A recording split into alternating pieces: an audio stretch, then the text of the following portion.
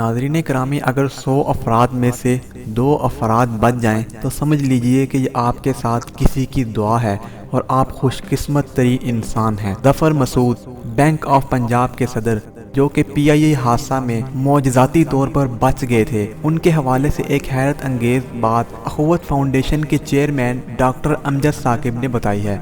Doctor Amjad Saqib ने बताया कि ज़फ़र मसूद से चंद दिन पहले मेरी बात हुई तो मैंने उनसे कहा कि एक माजूरों का अदारा है, आप उनकी मदद करें और आपसे दरख्वास्त है कि आपका बैंक उनकी मदद करे। तो डॉक्टर अमजद साकिब लिखते हैं कि ज़फ़र मसूद ने उस अदारे के लिए गैर मामूली मदद करते हुए मुझे कहा कि अल्लाह मेरी इस मदद को कबूल करे।